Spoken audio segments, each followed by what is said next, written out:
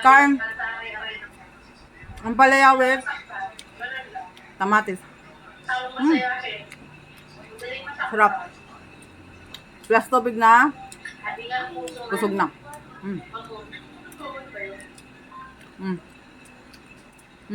Kain ka.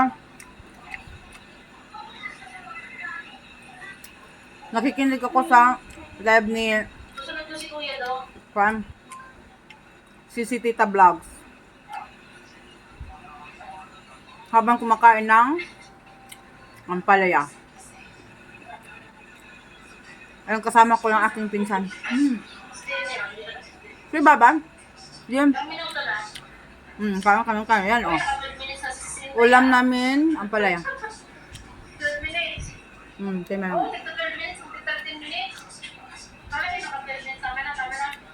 Kami dalawa naka-sky blue. Sure, no? Kanya ng ampalaya with tamatis.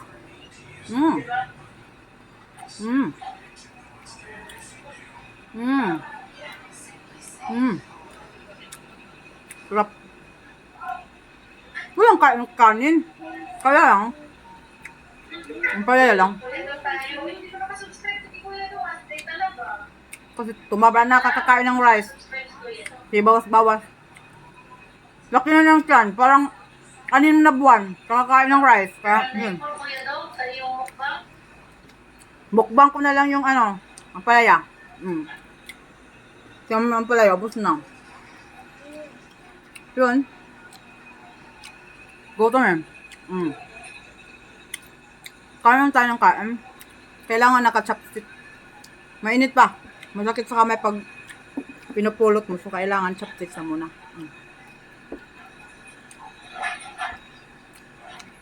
Chopstick!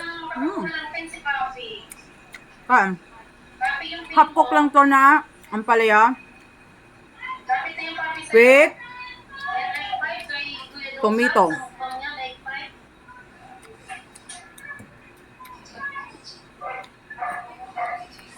Tapos konting asin. Kasi yung ampalaya pag may tomato, hindi masyado siya mapait. Hindi masyado bitter. Yung ampalaya, igisa mo lang sa tomato. Masarap na siya. Sarap. Shoutout kay Juliet Mukbang, Tita Vlogs, Papi Mix, God's Chris Channel, Pastor Palwer TV, Pastor Chris Palwer TV, Miguel ba shout out, Pastor?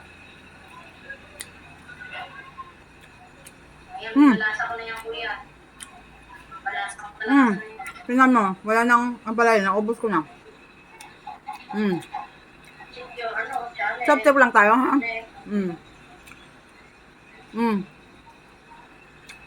Kailangan kakain nga naka-chopsticks. Chop. Chopstick, mga kapatid. Walang rice. Ito lang. Yan. Denied ko yung pinsan ko kakain. Hina-hina kumain.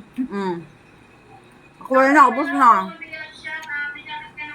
Wala lang muna rice kasi yung tiyan, ang laki. Parang 6 months kakakain ng rice.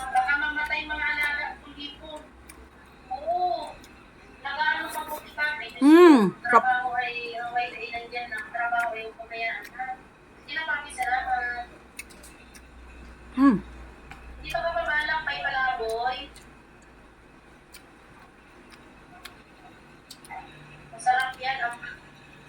Sarap ang palaya.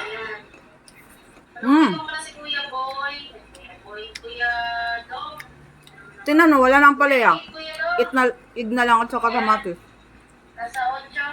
Kasi kinain ko eh.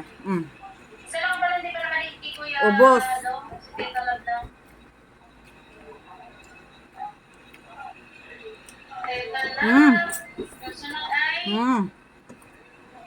Sarap.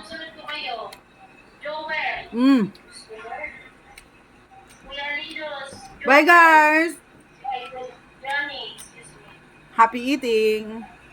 Johnny. Maraming salamat po. Joel.